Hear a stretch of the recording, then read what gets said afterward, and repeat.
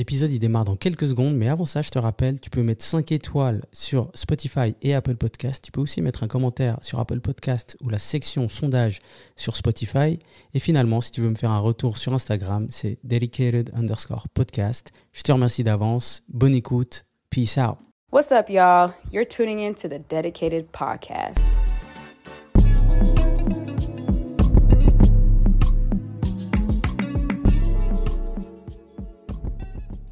Bonjour à tous, j'espère que vous allez très très bien.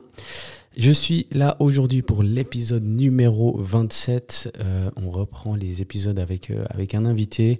Donc comme vous le savez, j'ai fait 2 épisodes un peu hors série avec Hamza où on a parlé de finance un peu et puis aussi d'intelligence artificielle.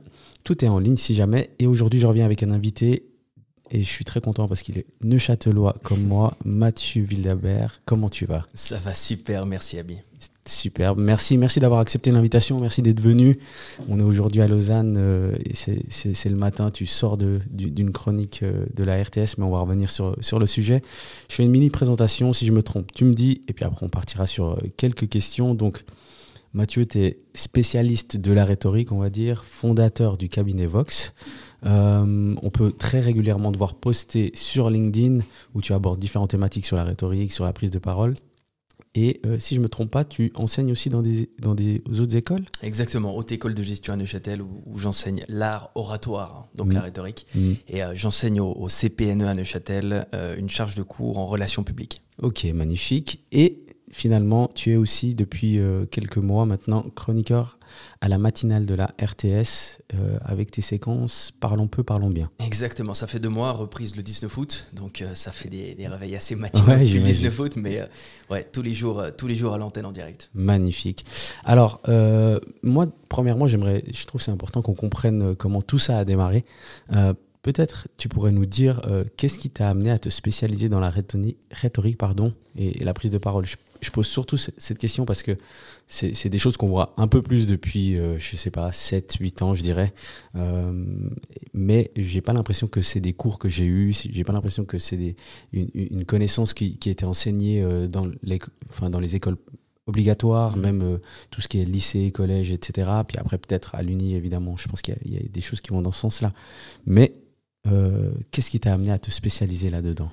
Tu te lèves pas le matin en disant je veux faire du conseil en J'imagine rhétorique, bien. comme tu peux dire je veux devenir vétérinaire, avocat ou autre. Ouais. Non, l'idée c'est vraiment que par élimination, un peu par égoïsme, je me suis demandé qu'est-ce que j'aimais faire et qu'est-ce que je savais faire surtout. Exact. Je suis un grand flemmard. Moi la scolarité, alors je suis allé jusqu'au bout, mais ça n'a pas été franchement quelque chose de sexy à mes yeux. Et 2018, je me suis dit tiens, il y a un truc que je sais faire, c'est parler. Il y a un truc que j'aime faire, c'est parler. Et il y a un truc qui m'intéresse dans le futur, c'est parler.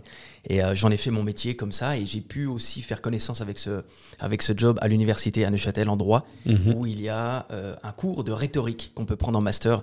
Et là, pour moi, ça a été la porte ouverte. Ok, donc l'élément déclencheur, c'est ce cours à l'université. Je pense que le cours a permis de poser des mots techniques sur ce qui me plaisait moi, à titre de passion. Et après, j'ai dû passer, tu sais, moi, je viens d'une famille où il y a les hobbies d'un côté et puis il y a le boulot de l'autre, quoi. Ouais. Mais commencer à faire d'un hobby un boulot, c'est pas une vision très standard. Donc une fois que j'ai passé cette étiquette-là, je me suis clairement approfondi dans le sujet. Ok, et tu as dit que tu aimes parler, tu as réalisé, mais tu t'es dit, une chose que je sais faire, c'est parler. Mais qu'est-ce qui t'a attiré vers vraiment la rhétorique ? Est-ce que c'est de voir des discours de politiciens ou il y a des choses comme ça aussi qui t'ont confirmé que t'aimais le faire aussi ? Bien sûr, t'as le côté chair de poule d'un bon discours. Ça me stimule. Ouais, bien sûr. Mais en fait, ça a commencé assez jeune, voire même tout petit. Je suis le petit dernier d'une fratrie de 5. Ok. Et quand t'es le petit dernier, tu écoutes. Puis un jour, pour exister, tu dois parler. Quand tu as écouté pendant 1 année et demie 4 frères et sœurs et 2 parents, t'arrives avec des bagages juste gigantesques au moment où tu dois parler. Et donc, c'est aussi cette facilité-là qui vient depuis le jeune âge qui m'a En fait, ça m'a poussé. Ça m'a vraiment poussé. Je te dis, il y a un petit côté égoïste. Hein. Je sais que je savais le faire et que j'aimais faire ça. Et donc, je me suis dit, je vais étudier la rhétorique, voir si ça peut matcher. Et effectivement, ça a matché. Peut-être que si tu étais le 2e ou le 3e dans la fratrie, je sais pas. Je sais pas. J'aime beaucoup dire, par exemple, que puisque je suis le petit dernier, je suis assis là où je suis. Ouais. Tu vois, il y a un côté moment présent dans ma carrière qui est assez fou. Et ça, je le dois certainement à mes 4 frères et sœurs.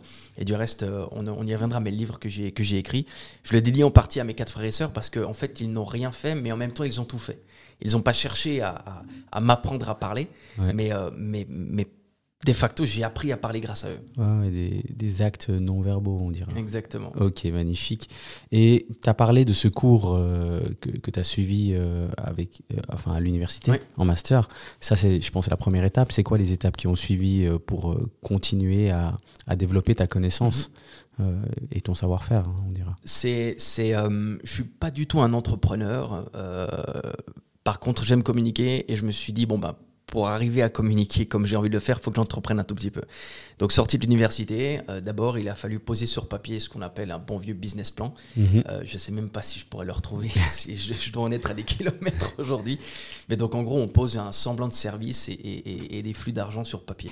Ensuite, on trouve des gens qui font ça. Ouais.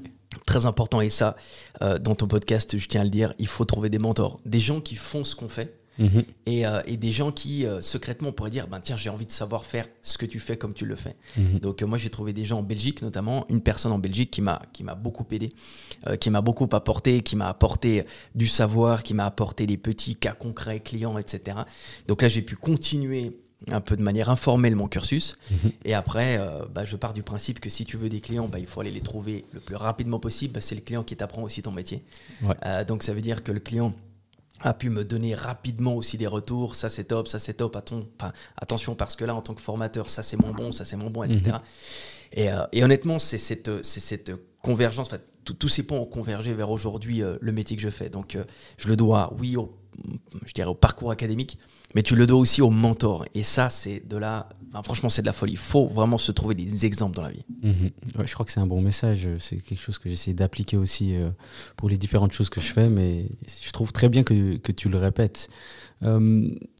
Pour toi, pourquoi la rhétorique, c'est essentiel dans nos vies professionnelles et personnelles? Parce que, évidemment, moi, je vois tes séquences. J'ai, comme tout le monde, je pense aussi, beaucoup découvert cet aspect-là avec la chronique sur le quotidien. Je crois que c'était Clément Viktorovitch. Ah ouais, il en a fait sur Click.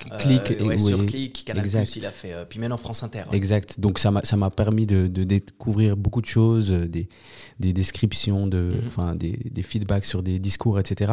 Et moi, c'est quelque chose que j'ai toujours essayé d'appliquer à l'école et toujours de bien m'exprimer selon l'endroit où j'étais. Mais pourquoi c'est essentiel selon toi? Parce que ça tisse nos relations, ça bâtit des sociétés, la rhétorique. Il y en a partout, de la machine à café jusqu'aux négociations de prix. La rhétorique, elle existe partout. Et surtout que la rhétorique, je pense qu'il ne faut pas la maîtriser, mais il faut au moins la connaître. Parce qu'elle permet de s'extirper de situations parfois quand même qui sont bien boiteuses. C'est vrai. Et comme ça régit tout le relationnel, je vais te donner un exemple tout bête. Alors, c'est un exemple religieux, mais on ne va pas parler de religion. Tu peux demander à un prêtre aujourd'hui, un homme d'église, est-ce que je peux fumer une cigarette pendant que je prie? Le type, il va te dire non, écoute, on ne mélange pas les torchons, les serviettes, il y a 2 séquences, il y a 2 moments précis pour le faire. Et le lendemain, tu lui dis, mais est-ce que je peux prier lorsque je fume une cigarette? Et il va te dire, bah oui, tu peux prier un peu quand tu veux. Et donc la finalité, c'est la même, mais l'articulation des mots est différente. Et ça, il faut en faire attention. Ouais, c'est un très bel exemple. C'est vrai que selon comment tu places tes mots et comment tu les dis, tu dis la même chose, mais c'est ça. Ouais, c'est beau. C'est quoi les éléments clés d'une bonne rhétorique? C'est la triangulation de 3 points. Il y a la crédibilité, la posture de la personne qui parle. Donc finalement, est-ce qu'elle a la légitimité? Est-ce qu'elle a la bonne crédibilité? Est-ce qu'elle renvoie la bonne image? Tu as la pertinence, la logique. Il faut des arguments, il faut une ligne argumentaire claire, concise, précise pour que les gens puissent se dire tiens, oui, sur ce point, tu as raison. Mais il faut aussi des émotions. Et ça, alors, je suis un fervent combattant du monde émotionnel. On parle d'achat coup de cœur aujourd'hui et pas d'achat coup de cerveau. Les gens pensent que nous sommes des êtres rationnels, mais pas du tout. Tu demandes à des gens de réfléchir pour... alors, je ne sais pas quel langage je dois utiliser sur ton podcast, mais tu demandes, peux y aller. Tu demandes à des êtres humains bien faits de réfléchir et de ne pas pisser droit. Enfin, et de ne pas pisser à côté, pardon, de pisser droit dans un pissoir, dans un aéroport à Amsterdam dans les années 90, avec des pancartes, des messages, tu arrives à obtenir aucun résultat. Mais tu mets une cible au fond du pissoir, la fameuse mouche, c'est là qui a été inventée, eh bien tu réduis de 80% de frais de nettoyage, enfin, tu économises 80% de tes frais de nettoyage. Donc tu mets une cible, c'est une incitation qui génère une émotion et donc s'ensuit un comportement. Et aujourd'hui, il faut bien comprendre un truc, c'est que nous ne sommes pas des êtres rationnels, nous sommes des êtres émotionnels. Donc quand tu fais trianguler la crédibilité, la pertinence et l'émotion, tu obtiens un discours 5 sur 5. Et ce triangle-là, ça vient de 3 mots grecs, là, non? Alors exactement, c'est le triangle de la persuasion d'Aristote. Ethos, pathos, logos. Donc ethos, la crédibilité, le pathos, le monde émotionnel, et logos, le monde de la logique, de la pertinence. Ok, superbe. Et au-delà de l'expression orale, parce que là tu viens de parler de cette chose-là, est-ce que l'image qu'on dégage par nos vêtements, elle est toujours indispensable, ou par nos cheveux, etc. Parce que je t'ai entendu, j'ai regardé l'épisode avec Brian. Ah, je sais où tu vas arriver. Exactement. Mais c'est pas une pique, c'est vraiment pour, vraiment pour en parler. Tu l'as dit dans l'épisode avec Brian Oumana, que l'habit fait le moine. Alors moi personnellement je suis pas hyper d'accord, mais je pense que c'est intéressant d'entendre ton avis sur le sujet. Je dirais que je suis pas d'accord parce que ça laisserait entendre, tu vois, qu'il faut aller à l'encontre de notre nature peut-être certaines fois, et qu'il faudrait faire confiance à ce qu'on voit finalement et pas à ce que la personne est. Mais je trouve intéressant ce que tu as dit. Je suis pas fondamentalement contre, mais il y a des choses sur lesquelles je m'aligne pas. Mais c'est le but, et c'est là que naît, je pense, l'échange de qualité. C'est quand tu as 2 opinions qui peuvent croître ensemble, sauf que les gens ne savent pas grandir ensemble, il faut forcément se taper dessus. Alors je vais même aller plus loin, et donc je vais même donner du matière à réflexion. Donc oui, l'habit fait le moine, c'est-à-dire qu'aujourd'hui, il faut considérer la tenue vestimentaire un peu comme le timbre d'une enveloppe. Tu peux avoir le meilleur fond, donc tu peux avoir rédigé la meilleure lettre. Si elle n'a pas de timbre, elle ne va pas aller là où tu veux. C'est-à-dire que si tu ne mets pas les formes, tu risques malheureusement de rencontrer des obstacles. L'entretien d'embauche, etc. Enfin, on le voit, moi, mes étudiants me disent toujours, mais je ne comprends pas pourquoi on me demande de mettre une chemise à l'entretien d'embauche alors que j'ai mes t-shirts bien larges, bien cool toute la journée, quoi. Le problème, ce n'est pas une question, si tu veux, de vêtements, c'est une question de définition de l'authenticité. Aujourd'hui, un vêtement, une chemise, ça doit quoi, peser 250 grammes, un truc du style. Enfin, si 250 grammes de tissu suffisent à remettre en question ta colonne vertébrale, c'est-à-dire ton authenticité, c'est pas la faute du tissu, c'est la faute de la définition que tu as de l'authenticité. C'est-à-dire qu'elle est suffisamment fragile pour souffrir avec 200 grammes de tissu. Donc, pour moi, l'habit fait le moine, parce qu'on vit dans une société, en plus avec les réseaux sociaux qui te poussent vraiment à juger l'apparence. On est programmé pour ça. Il y a aussi un biais de survie, c'est-à-dire qu'on fait très attention avec les gens qui nous entourent, c'est une question aussi de survie. Mais il faut comprendre que cette apparence, cet habit, il s'intègre dans une communication qui doit être, si tu veux, mise en parallèle à l'authenticité. L'authenticité, c'est autre chose. Moi, j'ai aucun problème avec des gens qui me disent « tiens, j'ai pris la parole sans être authentique ». Parce que la personne, si elle sait clairement ce qu'elle vaut, ce qu'elle veut, quels sont ses principes, ses croyances, elle peut très bien ensuite se dire là, je sais que j'ai pris la parole comme ça parce que j'étais face à tel public. Alors oui, c'est pas forcément moi qui aurais pris la parole comme ça, c'est pas propre à ma nature, mais je l'ai fait par respect pour aller de l'avant, pour obtenir un job.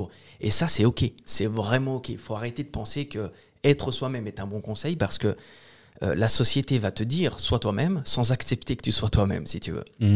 En juin, on aura on va dire en décembre, mi-décembre, tu auras le catalogue de mode qui va te dire mais bon sang, habille, accepte-toi comme tu es. Enfin, c'est tes kilos en trop, ta minceur, enfin bref, accepte-toi comme tu es. Tu parles pas de moi là. Hein. Non, okay. C'est un exemple fictif, mesdames et messieurs. Ce que je veux dire, c'est que ce même journal, ce même magazine, eh bien, une fois qu'on sera en juin, va te dire comment avoir le summer body idéal, tu vois. Et ça, c'est un diktat de la société. Donc, c'est-à-dire que même le magazine A, B, C, peu importe lequel, va tenir 2 discours différents. Et ça, faut vraiment se méfier. Et les jeunes sont paumés aujourd'hui sur l'authenticité. On pense que l'authenticité, justement, c'est ce truc factice marketing, alors que pas du tout. Ouais, alors je suis d'accord avec plusieurs choses que tu as dit là. C'est vrai qu'il y a des fois où il faut s'adapter au cadre où on va. Je pense que certains cadres devraient aussi s'adapter à la société qu'on a Si toi, aujourd'hui, tu dois etc. le faire en face, ça va le faire Exactement. aussi, c'est un tout. Mais je vois d'où vient ta réflexion. Et toi, qui est toujours, comme tu as dit, comme tes élèves te l'ont dit, tu es souvent en chemise, gilet. C'est des choses qu'on pourrait voir changer. On pourrait te voir en t-shirt faire une vidéo. Bien sûr. Alors, ça va dépendre du contexte. C'est le t-shirt bleu de Zuckerberg, par exemple. C'est clair, le fameux vieux t-shirt. Alors, petite parenthèse, ce machin doit valoir plusieurs milliers de dollars en plus. Je crois que c'est sur mesure. $2000 le t-shirt, je crois. Parce qu'il y a beaucoup de gens qui disent c'est un type simple, qui a des vêtements lambda, que tout le monde peut se payer. Ben, pas du tout, c'est un t-shirt sur mesure à plusieurs milliers de dollars. Moi, je fais très attention à l'apparence. Ouais. Ça fait partie alors, ce qu'on pourrait appeler en anglais d'un personal branding, d'une réputation. Mais c'est un choix et je l'assume à 101%. Après, si on va boire une bière ensemble le week-end, je ne serai pas habillé comme ça, évidemment. Mais oui, il y a des codes que je souhaite respecter, je me les impose. Je demande à personne d'être d'accord avec ça ou non. Mais je sais ce que je fais et je sais ce que je veux atteindre. C'est surtout ça. Ok. Bon, ben, on verra si une fois on voit une vidéo en t-shirt, on sera là pour faire la remarque. C'est clair. On parle souvent, tu vois, de communication non verbale aussi. Ouais. Quelles sont, selon toi, les choses que tu vois le plus souvent que les gens pourraient facilement changer et améliorer? Les gens pensent beaucoup qu'il faut faire des gestes, qu'il Ouais. faut beaucoup bouger, qu'il faut expliciter, qu'il faut, tu sais, un peu en mode média training des années 2000 avec les mains devant soi en diamant et puis tu dois les bouger comme ci, comme ça, etc. Enfin ça, pour moi, tout ça, faut mettre un peu à la poubelle parce que le mieux dans la maîtrise de la gestique, qu'on appelle la gestique de manière technique, c'est la neutralité. Tu dois être capable de maîtriser ton corps. Et plus tu es neutre, plus les gens peuvent se concentrer sur le message. Après, une fois que tu as cette capacité à revenir un tout petit peu en arrière sur ta gestuelle, oui, tu peux placer des gestes qui vont accompagner la parole assez logiquement. Si tu parles de 3 points, tu peux faire un 3 avec la main. Si tu parles d'un grand problème, tu peux mimer un grand problème. Mais l'idée, c'est de dire d'abord, je suis sobre, je suis neutre, je maîtrise mon corps et ensuite je pose des gestes. La grande erreur, c'est que les gens se disent « Oh, il n'y a pas de souci, je vais faire des gestes ». Mais comme ils sont stressés, ça part dans tous les sens, ça bouge un pas en avant, un pas en arrière, ça commence à danser le cha-cha-cha là, sur un petit mètre carré qu'on s'accorde, ça se remet 20 fois les lunettes en place, ça se touche les cheveux, enfin c'est toutes ces mimiques liées au stress. Les gens pensent que ça ne se voit pas, mais oui, ça se voit. Donc mon conseil, ne faites plus l'erreur de bouger dans tous les sens, apprenez cette neutralité dans les gestes. Ouais. Mais c'est vrai que c'est dur aussi, je comprends la neutralité, je pense que c'est des choses que je vois et que j'apprécie quand c'est fait. Mais avec le stress, c'est vrai que c'est difficile de les maîtriser. Il faut de l'entraînement. Mais quand tu prends alors j'aime pas dire les grands orateurs, mais c'est ceux qui ont marqué la récente histoire. Tu prends Mark Zuckerberg, t'en as parlé.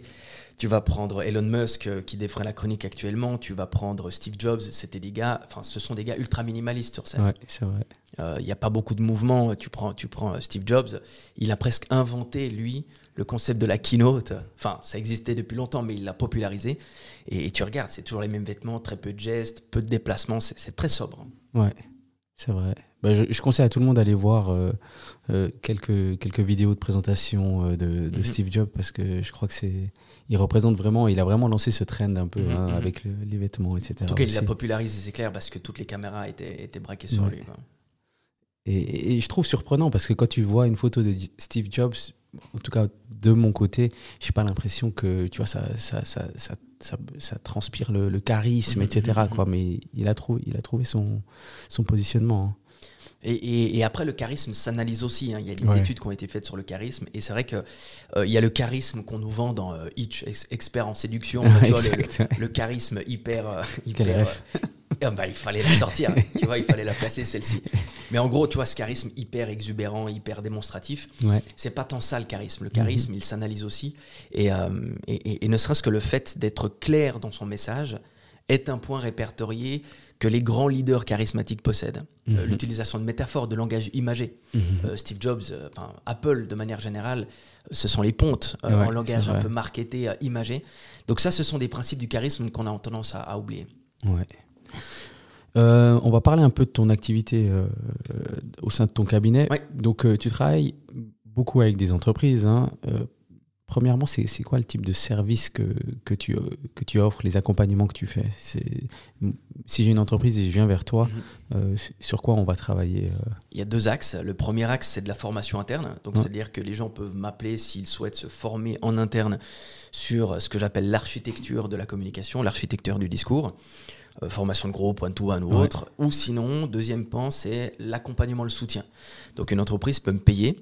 Ouais. Ça peut être une mensualité, ça peut être un tarif à l'heure ou autre. Et l'idée, c'est que je deviens une partie de sa communication. Et là, je l'aide à produire du contenu, je l'aide à produire, que ça soit communiqué de presse, que ça soit les mots d'une campagne politique, que ça soit bref. Je ne forme pas, mais j'aide à accomplir. Donc il y a vraiment ces 2 rôles. Sur soit des tâches spécifiques. Ouais. Soit c'est de la formation, soit c'est vraiment du sparring partner. Ok. Et tu travailles avec des... Enfin, non, je vais revenir à cette question après. C'est quoi les problématiques principales que tu observes dans les entreprises? Parce que aujourd'hui, je pense qu'on est à un moment vraiment où les choses sont en train de changer en termes de génération. Évidemment, les générations de nos parents, etc., sont gentiment à la retraite. Donc, il y a une nouvelle génération qui est en train de devenir les patrons d'aujourd'hui. Mais c'est quoi que tu observes souvent dans les entreprises qui devraient changer presque dans toutes les entreprises? C'est le problème lié à la concision. Déjà, il n'y a aucune entreprise qui arrive à délivrer un message de manière claire, concise et précise. On perd du temps. Tu fixes une réunion à 60 minutes, tu fais 90 minutes justement parce que quelqu'un a une question, on dérive, on déborde, etc. Donc, il y a vraiment un problème de concision. Et après, il y a un problème aussi, je pense, de clarté. Aujourd'hui, les entreprises, elles se noient dans des messages et je pense qu'aujourd'hui, même l'entreprise ou même les employés de l'entreprise, tu leur demandes, définissez-moi rapidement la vision de l'entreprise ou les valeurs de votre boîte. Elles sont étirées dans tous les sens. Il y en a des centaines, ça va partout, définition. Les gens ne savent même plus s'y retrouver. Donc, si tu veux, la qualité du message passe par la concision et la clarté. Et ce sont 2 thèmes qui devraient vraiment préoccuper les boîtes aujourd'hui, quoi. Surtout, tu sais, on est vraiment à l'ère de l'hypercommunication aujourd'hui. Avant, pour communiquer publiquement, tu devais quoi? Tu devais être riche, être célèbre, avoir des connaissances dans le milieu journalistique pour diffuser un message à grande échelle. Aujourd'hui, en 3 clics, tu prends l'outil Slack en entreprise ou Teams, tu peux envoyer à 150 collègues en un clic un message. Et sur les réseaux sociaux, tu le vois toi, t'es Insta et tout, tu peux toucher des centaines, des milliers de personnes en un clic. Et c'est face à cette hyper-communication montante qu'on n'a plus tellement le choix. Comme il y a tout le monde qui communique tout le temps sur tout, il faut être capable, non pas de s'arrêter de communiquer, ce serait une erreur, mais de communiquer encore mieux. Ouais, et est-ce que la solution, c'est la simplicité? Aussi simplicité. J'en parlais justement, aujourd'hui, le langage complexe, la théorie, c'est de te dire qu'un discours digeste utilise des mots comestibles. Donc, il faut pouvoir les manger, ces mots, tu vois. Et c'est clair que le langage technique, souvent, il ne plaît que à celui ou celle qui l'utilise. C'est juste un petit je me caresse dans le sens du poil, tu vois. Ça, c'est carrément quelque chose qui m'énerve quand quelqu'un vient en face d'un public et balance des termes techniques. Je me dis, mais quel est l'objectif au final, quoi? Souvent, c'est juste... il y a 2 choses. Tout d'abord, le nombre de mots, pour certains, équivaut à la crédibilité. Donc, plus je parle, plus j'occupe l'espace, plus je suis crédible. Or, c'est faux. Et surtout, plus je suis complexe et complet, plus les gens comprennent mon message. Mais c'est aussi faux.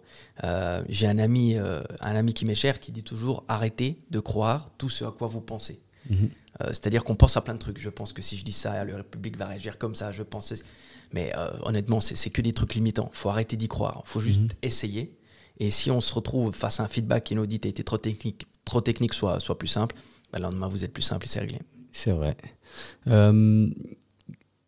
Peut-être, tu pourrais peut-être partager une expérience, tu vois, peut-être marquante que tu as eue avec une entreprise, un changement, on n'a pas besoin de citer l'entreprise, mais un changement significatif que tu as pu voir dans la communication grâce à ton intervention. Je pense que ce qui nous unit tous, c'est la joie. Et j'ai fait une intervention dans une boîte financière à Genève, une boîte qui gère quelques milliards. Et je me retrouve face au conseil d'administration. Et je suis venu avec un discours complètement en fait, pour te dire la vérité, je suis venu avec une balle de tennis et comme j'avais uniquement une chance de marquer les esprits de cette boîte et je voulais bosser avec cette boîte, je suis venu avec une balle de tennis et je leur ai dit on va faire connaissance, mais avant ça, j'ai une question. Si je lance cette balle de tennis, est-ce que quelqu'un d'entre vous, face au conseil d'administration, se lève, va la chercher et me la ramène? Et là, fallait voir la tête des gens. Enfin, je pense que j'étais... Si le silence durait 5 secondes de plus, j'étais mis dehors. Parce que c'est vous êtes qui pour nous prendre pour des clébards, machin, etc.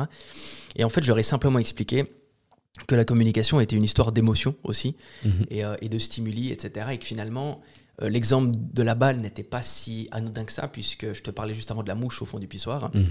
Quand tu demandes à un type ou à une nana avec le cerveau bien formé, est-ce que délabrer un lieu public, est-ce que tu le ferais volontiers? Les gens te disent non.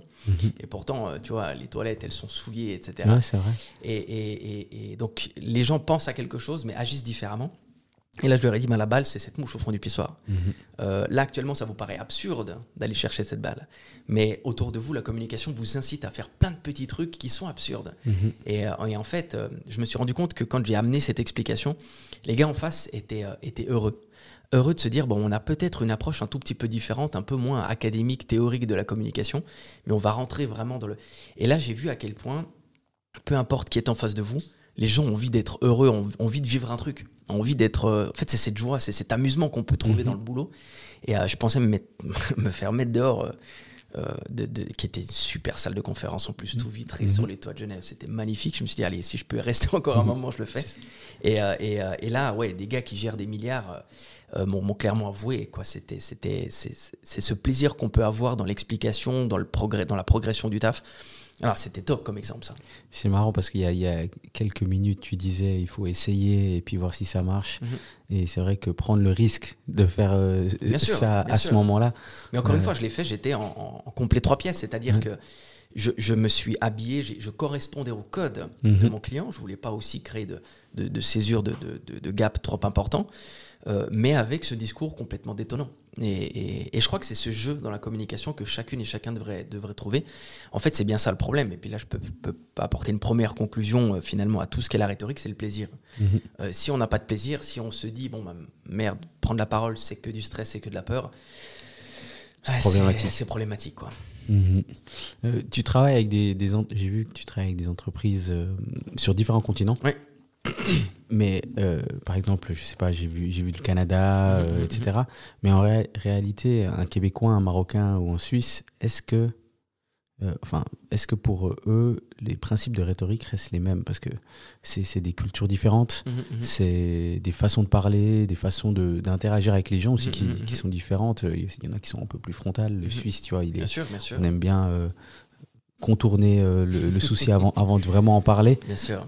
Comment est-ce qu'on adapte ça à ces différents endroits, en fait? Il y a pas le choix, il faut taffer et puis apprendre de la culture de l'autre. C'est-à-dire que tu prends des gens. La première fois que j'ai envoyé une offre en France, je me suis fait accompagner d'un Français et je lui ai demandé comment est-ce qu'on rédige une offre qui correspond à la culture finalement aussi du business français. Donc il faut se faire aider, il faut poser des questions, il faut apprendre de l'autre. Il n'y a jamais de problème de communication, il n'y a que des problèmes d'éducation. Donc il faut vraiment s'éduquer et apprendre de l'autre. Et après, oui, du moment où tu connais les codes, après, tu peux aussi, toi, t'adapter. Tu prends la vision de la rhétorique en Suisse, elle a une définition qui n'est pas la même au Québec. Québec, par exemple, ils se méfient davantage de la rhétorique parce que pour eux, c'est que de l'enfumage. C'est que de l'art du politicard, si tu veux, qui va t'enfumer. En Suisse, la rhétorique a un côté beaucoup plus pragmatique. Non, c'est l'art du langage. Et on t'explique un peu ce que c'est. En Suisse, on a nos langues nationales. C'est clair que la culture de l'écrit correspond bien plus à un pays qui a plusieurs langues nationales. Tu rédiges un email que tu traduis avec DeepL, c'est beaucoup plus simple que de prendre ton téléphone et puis de parler à un gars en face ou une nana qui n'a pas le... Donc, tu vois, on a aussi une culture de l'écrit. Donc, en fait, tu prends l'Afrique. Alors, j'ai bossé un tout petit peu avec l'Afrique du Nord, un peu moins avec l'Afrique centrale. Mais il y a aussi une culture de l'oralité qui fait que l'image dans le discours, la métaphore, on parle beaucoup avec des métaphores en Afrique. Et je trouve fabuleux. Tu prends le même discours en Suisse... Les gens vont te dire, mais arrêtez c'est quoi ce discours marketing avec des métaphores Et donc, il y a toutes ces cultures qu'il faut comprendre, mais c'est jamais un problème de communication, c'est un problème d'éducation. Tant que tu n'as pas envie d'apprendre de l'autre, ça ne sert même pas à communiquer. Mais les principes fondamentaux restent les mêmes? Les principes fondamentaux restent les mêmes. C'est-à-dire que de la communication, les gens sont réceptifs il y a des codes auxquels les gens sont réceptifs et les bases sont les mêmes, ça c'est clair. Il n'y a pas une rhétorique africaine. Alors, je pense que l'histoire a créé une rhétorique africaine, mais à la base, ça a été codifié par la Grèce il y a plus de 2500 ans, et les codes sont les mêmes. Mais ensuite, oui, il y a clairement l'histoire du pays, l'histoire de la culture et les pratiques qui forgent différemment cette rhétorique. Ok. Et finalement, peut-être un peu de, comme j'aime bien dire, du free game, pour toutes les personnes qui n'arrivent pas à avoir une discussion un peu difficile dans le cadre du travail. Pour une augmentation, par exemple, un souci avec un collègue ou dans la façon de travailler, feedback à son manager, quelles seraient les clés que tu pourrais donner en quelques mots? Premièrement, c'est OK de ne pas pouvoir communiquer. Il faut dédramatiser. Tu sais, il y a des gens qui se disent, qui en font une montagne et tout. C'est OK, mais c'est pas parce que vous n'arrivez pas le lundi que vous n'arriverez pas le mercredi. Faut pas s'arrêter, faut essayer encore une fois, comme je l'ai dit. Maintenant, il y a aussi une chose qui permet de dédramatiser un peu, c'est que ce qu'on vous objecte, ce n'est pas lié à votre propre personne. C'est lié souvent à la fonction que vous occupez, c'est lié aussi au contexte. Les gens ne vous attaquent pas vous, généralement, personnellement. C'est pas parce qu'on vous refuse une augmentation de salaire que c'est à vous, personnellement, qu'on refuse. C'est à votre fonction, c'est au contexte qu'on refuse. Et ensuite, si vous voulez vous améliorer, ben là, il faut être transparent. Pour moi, plus on est transparent, plus on dit les choses. Le feedback, par exemple, tu en as parlé, de dire aux gens, simplement, objectivement, que sur base de ce qui a été transmis, de la manière dont ça a été transmis, que vous, ça vous a dérangé, que vous avez été touché émotionnellement, ça, vous avez le droit de le dire. Hein. On a l'impression qu'il faut taire les émotions, qu'il faut... C'est un cadeau que vous faites. Quand vous faites un feedback avec quelqu'un, c'est un cadeau. Alors, le problème du cadeau, c'est qu'on a le choix de le recevoir ou de l'accepter ou non. Mais ne serait-ce que d'extérioriser avec des mots simples, en transparence, vous avez le droit de le dire. C'est vrai. Et vous avez le droit de le dire, c'est OK. Et si c'est mal reçu, il y a aussi une possibilité ultérieurement d'en parler puis de se faire aider. Mais il faut le dire, parce que je pense qu'à long terme, mais même à court terme, les non-dits font plus de dégâts, si tu veux, qu'une sorte de transparence assumée. Quoi. Ouais. Les non-dits et le temps, ouais. ça crée des catastrophes. Donc, moi, c'est d'abord dédramatiser et ensuite apprendre à dire. On ne peut pas dire n'importe comment, bien sûr.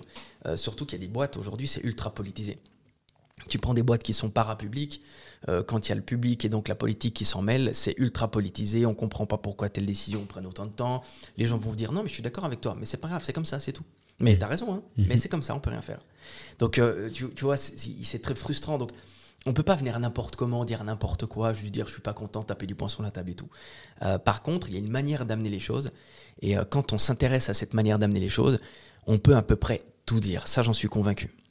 Ok, ouais, c'est vrai. Bah, je partage tout ce que tu as dit. C'est vrai que la façon dont on l'amène, mais toujours le dire, c'est le plus important. Et que ce soit dans le cadre du travail ou dans la vie de tous les jours. Mais je pense que tu as transmis des bonnes pistes.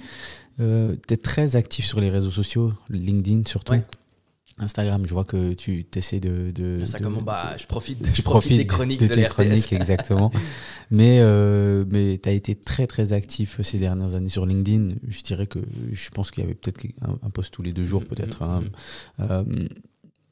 C'est vraiment ton terrain de jeu, LinkedIn, je dirais en ce moment. Ton contenu écrit, vidéo, etc. On voit que le travail paye, hein, parce que les audiences sont très bien. Il y a vraiment des retours qui sont intéressants. Est-ce que ça a été un des game changers de ton activité ? Clairement, puisqu'aujourd'hui, il y a une partie notable du chiffre d'affaires qui vient par LinkedIn. Ouais. Donc oui, par contre, c'est un travail frustrant. C'est un travail qui fait cheese la plupart du temps parce que de nouveau, je vais peut-être lâcher quelque chose qui plaît pas trop à l'auditoire, mais beaucoup de gens vont dire non, mais les likes, les commentaires, machin et tout, les vanity metrics comme ils les appellent, moi je fais pas ça pour ça, je fais ça pour... C'est faux. Aujourd'hui, les likes, c'est le salaire. Hein. Les likes et les commentaires, c'est le salaire du réseau social. Donc aujourd'hui, tu taffes comme un acharné pour produire du contenu de qualité, mais t'es pas payé. Là, tu as peut-être juste envie d'aller dire ton patron, écoute, mais non, il serait temps que tu me payes un minimum. Quoi. Ouais. Et c'est encore hier, tu faisais ta story où tu disais, mais finalement, pourquoi je republie une story alors que je viens d'annoncer la sortie du podcast avec ma tête en selfie ? C'est vrai. Parce que le réseau social, il aime ça. Ouais, donc, quelle frustration, je n'en parle même pas. Voilà, donc si tu veux, moi je fais ça pour 2 choses. Je fais ça pour être lu, clairement, pour avoir des interactions, des likes et des commentaires, et je l'assume à 101%. Ouais. Je suis un homme heureux parce que si ça fonctionne, eh bien je sais que j'ai un rayonnement. Et après, je le fais aussi pour la notoriété, parce que il faut être le premier, il faut inonder, il faut que les gens parlent de toi, il faut que Sur l'angle réputationnel, c'est très important aussi. Donc, créer un précédent, créer une marque, ça, c'est fondamental. Ouais, et surtout que dans ton cas, ton business, c'est toi. C'est ça. Donc, c'est carrément indispensable. C'est marrant parce que tu as parlé des likes, etc. Donc, évidemment, chaque contenu, et je connais aussi, mais ça demande beaucoup de travail. Évidemment, tu écris, tu fais le montage, etc. Mais comment est-ce que tu abordes la pression des vues et des likes, justement ? Parce que j'ai posé la question à plusieurs personnes qui sont venues auparavant. On oublie un peu cet aspect-là, mais quand on met des heures à écrire, monter, publier, etc., et être régulier, pour moi, c'est frustrant en tout cas, par exemple. Bien sûr. Mais comment toi tu le vis ? Je pense pas que je le gère bien, puisque ça m'affecte en partie toujours, quoi. C'est-à-dire que tu crées un truc, après, encore une fois, c'est un machin qui te passionne. Bah oui. Et quand tu n'as personne qui veut interagir avec ce que tu dis, bah, c'est frustrant. Alors, je ne pense pas que je le gère bien aujourd'hui, puisque ça m'affecte toujours. Mais je ne crois pas que j'arriverai un jour à te dire je m'en fous. Parce que le jour où je m'en fous, c'est que ça n'importe plus, quoi. C'est plus un truc. Donc aujourd'hui, je vais te dire, je ne le gère pas. Je le prends comme ça vient. Des fois, je dois m'arrêter une demi-heure parce que ça me fait péter une durite et puis je me dis c'est pas possible et tout. Des fois, ça va jusqu'à supprimer le post parce que finalement, tu te dis il intéresse personne, il faut que je supprime parce que finalement, c'est un déchet. Et là, je vais te couper, mais je suis désolé, mais ce qui est incroyable, et j'ai déjà ressenti ça, et je l'ai déjà fait, mais c'est fou parce qu'avant de le publier, c'est le meilleur contenu pour toi. Bien sûr. Et puis après, donc cette image que les likes donnent à ton contenu, enfin, changent l'image et la perception de ton contenu. Je trouve des fois, c'est totalement fou. Ouais. C'est fou. Il y a deux écoles. Soit tu vois le verre à moitié vide et puis tu te dis, bah merde, c'est quand même hallucinant que je sois influencé par ça. Ou soit tu vois le verre à moitié plein, tu te dis, bah tiens, je ferai mieux la prochaine fois, je vais tenter de changer, d'adapter, d'apprendre. Ouais. Et moi, par chance, je touche du bois, mais c'est pour l'instant la vision que j'ai. Donc oui, ça me saoule, c'est clair. Et la prochaine personne qui dit que ça saoule pas, c'est une menteuse. Mais par contre, ça permet d'apprendre, quoi. Ça, c'est clair. De fou. C'est vraiment un terrain de jeu sans pitié, mais qui peut te rendre 20 fois plus si ça rentre dans les codes, quoi. C'est clair. C'est totalement fou. Tu prends ma dernière fierté sur LinkedIn, c'est la certification. Ouais. Donc en Suisse romande, il y a très très peu de gens qui ont la certif si tu veux LinkedIn. Même en Suisse, je pense que je ne sais pas s'il y en a entre 5 et 10, je n'ai pas regardé. Mais cette certification LinkedIn, tu ne peux pas encore l'acheter. Donc ils repèrent des comptes et puis ils leur balancent une certification, c'est le petit logo LinkedIn bleu. J'imagine que bientôt on pourra l'acheter parce que business is business. Mais ça aussi, tu vois. Et ça, quand tu l'obtiens, tu dis bon, ok. J'ai passé des heures, c'est une vanity metrics pure, parce que finalement, c'est juste une étiquette qu'on te colle, mais elle fait du bien, quoi. C'est le salaire. Comme je dis, ces interactions et ce rayonnement, c'est le salaire du réseau social. Ouais, et puis ça prouve que tu as compris comment fonctionne le réseau et que tu y apportes un contenu qui correspond au réseau aussi et à ton public. Donc non, je ne savais pas que tu avais la certification, donc bravo, quoi. Les réseaux, tu vois, type Instagram, TikTok, j'ai vraiment l'impression qu'ils dictent les nouvelles tendances des nouvelles générations. Ils représentent bien le changement de nos sociétés aussi et des cultures. Ça va méga vite. Quand tu vois tout ça, est-ce que, selon toi, tu vois, les principes de rhétorique doivent également s'adapter ou vont s'adapter ? Parce que nos prises de position, elles évoluent. Enfin, est-ce que les prises de position, elles évoluent avec le temps ? Je te pose cette question parce que quand je regarde les discours politiques d'il y a 20 ans et je regarde aujourd'hui, bien sûr, il y a certaines choses qui ont changé, mais j'ai l'impression qu'il y a quand même des mécanismes et des techniques similaires qui sont utilisées. Est-ce que les réseaux sociaux qui changent énormément de choses vont peut-être impacter ou ont déjà impacté ? La rhétorique ne va pas changer. On va voir s'ajouter des briques sur la rhétorique. Et on va parler de rhétorique plus moderne. Mais la rhétorique, comme on la connaît depuis la codification par les Grecs, elle permet d'expliquer plein de choses. Je vais te donner un exemple. On parle de communication digitale. On parle de références beaucoup plus jeunes, beaucoup plus modernes. On parle de techniques, d'approches que les jeunes maîtrisent, que les anciens maîtrisent moins, etc. Et donc, on devrait se dire que la rhétorique, c'est plus tellement son champ de bataille puisqu'elle a été codifiée il y a plus de 2500 ans. Tu prends l'arrivée de la flamme olympique à Marseille, c'est Jul, le rappeur Jul, d'accord. Gabriel Attal était alors Premier ministre français et il a fait un post sur LinkedIn. Et il a commencé son post avec une photo de Jul qui porte la flamme. Et il a commencé son post en disant le J, c'est le S. D'accord ? Ça, la rhétorique, elle est capable. C'est un mécanisme qu'on va appeler de paradiscursif, d'association d'images. Donc, Gabriel Attal parle comme un jeune, et donc Gabriel Attal obtient les mêmes codes que les jeunes, etc. La référence. La rhétorique est capable de tout expliquer. C'est juste qu'il y a des briques supplémentaires qui vont se rajouter à la rhétorique pour apporter de nouvelles approches, de nouvelles appellations. Mais la rhétorique, elle va peu évoluer parce que ça fait 2500 ans qu'on cartographie la communication et un mot après reste un mot. Ouais, c'est vrai que je vois, avec ton exemple, je pense que je comprends mieux, mais c'est vrai que Barack Obama aussi le faisait beaucoup. Mais c'est vrai que ce tweet où il commence par le J, c'est le S. Franchement, j'ai regardé, j'étais obligé de liker le tweet, quoi. Tu vois, mais c'est alors que normalement, toi, tu n'interagis pas avec les propos de Gabriel Attal. Là, c'est simplement ce qu'on appelle en rhétorique du paradiscursif. Donc, là, c'est de la réputation par association d'images. En utilisant les codes d'une certaine réputation, donc la ref à Joule plus la photo de Joule, Gabriel Attal s'achète, entre guillemets, une partie de cette réputation et donc va faire converger vers lui toute une partie de population qui, à la base, n'était soit pas de la même génération, pas des mêmes couleurs politiques ou autres. C'est juste un message rassembleur. Donc ça, la rhétorique, elle est capable d'analyser. Ok. On va parler un peu de tes chroniques quotidiennes à la radio. Donc c'est chaque matin. Sur la, enfin, on dit toujours la première ou on dit la RTS? Non, alors, RTS Radio. Sur la première, tu peux dire sur la première. Je suis un ancien quand je dis ça. Non, c'est sur. Alors RTS, c'est le libellé le plus connu. Là, c'est sur la première. Du reste, dans les génériques, t'as toujours la première. Ou RTS Info. Enfin, je veux dire, t'as un peu de tout, quoi. Ok. Moi, j'ai envie de te dire, c'est un peu la suite logique de ton activité sur les réseaux. Par exemple, je trouve que c'est très bien qu'en Suisse, enfin, on se mette des fois, on s'aligne sur des choses qui se font dans des pays très proches comme en France, où c'est des choses qu'on voit depuis quelques années. De manière générale, c'est quoi les sujets que tu traites depuis le 19 août? Ça va être tout ce qui touche à la communication du quotidien. Donc ça peut être de la politique. Alors la politique évidemment offre davantage d'exemples que le reste. Donc là on peut un réservoir infini. Voilà.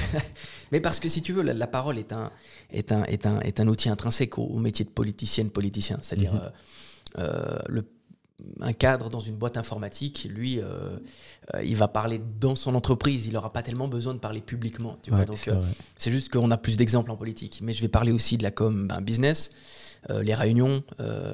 Cet hiver, je prépare aussi un peu ces bonnes vieilles analyses qui donnent toujours le sourire. C'est sur finalement pourquoi on se tape dessus au repas de Noël, pourquoi on n'est jamais d'accord avec son beau-frère ou sa belle-sœur, pourquoi est-ce qu'on ne change pas d'avis. Enfin, tous ces éléments liés à la communication du quotidien, la machine à café, c'est vraiment mon champ de bataille, mon terrain de jeu, on va dire. Où est-ce qu'on peut retrouver tes chroniques? Parce que, évidemment, alors, il n'y a pas tout le monde qui est réveillé à ces heures-là, il n'y a pas tout le monde qui écoute la radio à ces heures-là.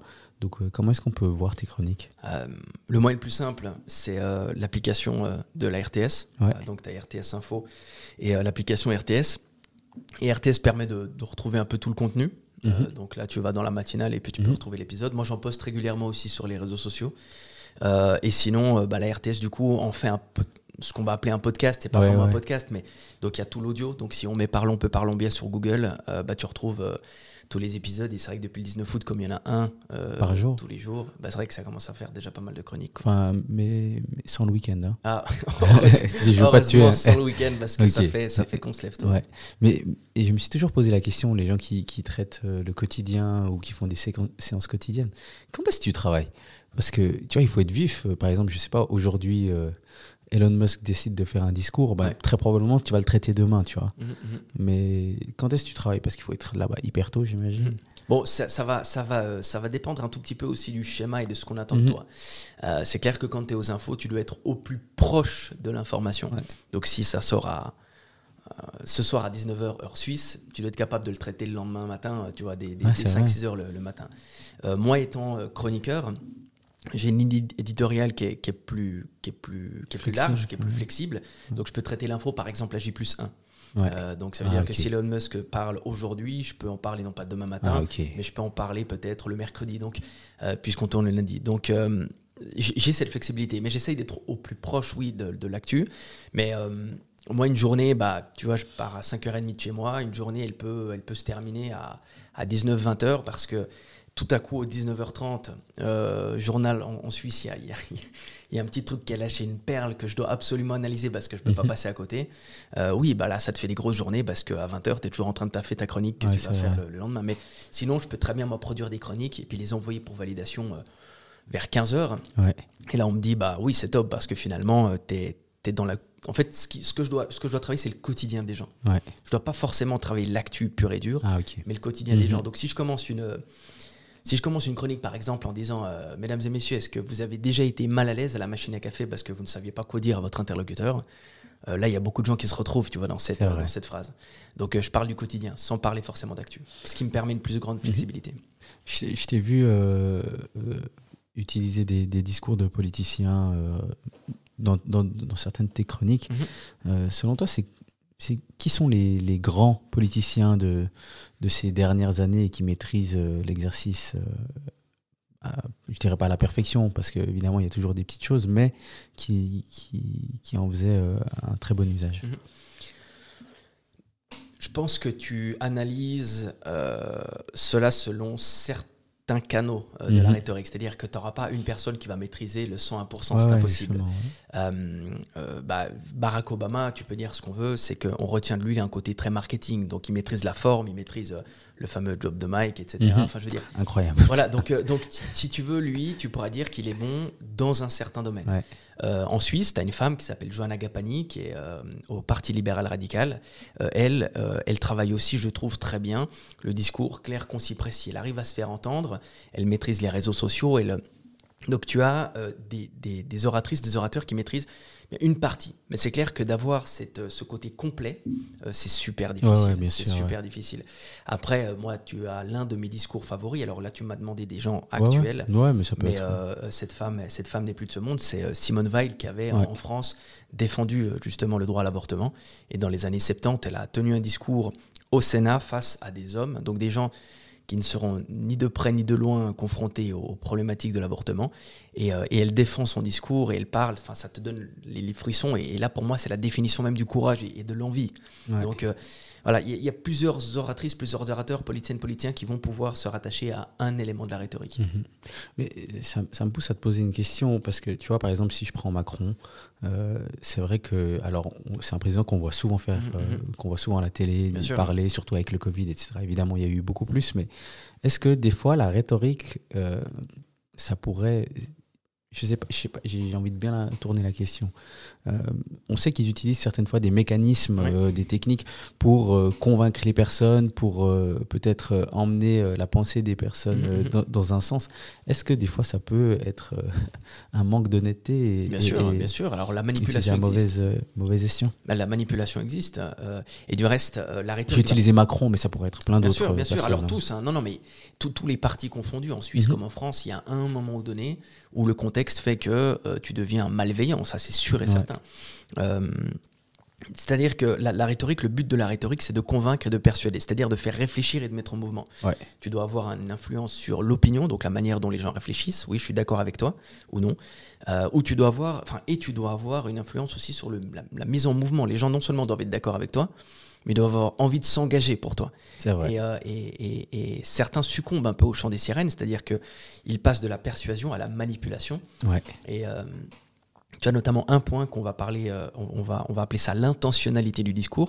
Quand tu commences à prendre la parole, tu dois toujours te demander quelles sont mes intentions. Et si mes intentions sont nobles, c'est-à-dire sont bienveillantes, donc je veux veiller au bien d'autrui, c'est clair que si tu questionnes ces intentions et qu'elles sont nobles, tu as peu de chances de vouloir manipuler. Par contre, on se rend bien compte que certaines personnes, elles ne veulent transmettre un discours que pour se faire plus de cash, que pour des attentions qui sont ultra égocentrées. Et là, on tombe dans la malveillance. Et oui, alors c'est une immense réalité. La rhétorique, c'est un couteau. D'accord ? Soit ce soir, tu peux préparer la meilleure recette à tes potes, donc tu peux faire le bien. Soit demain, tu peux aller planter quelqu'un, donc tu peux faire le mal. Donc c'est comme tous les outils. C'est un outil et ça dépend avant tout des intentions de la personne qui l'utilise. Ouais, je crois que tu l'as bien expliqué.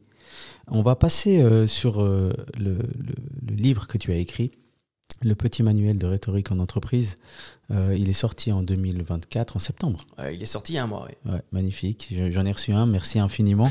je vais lire tout ça, mais donc Qu'est-ce qui t'a poussé à l'écrire?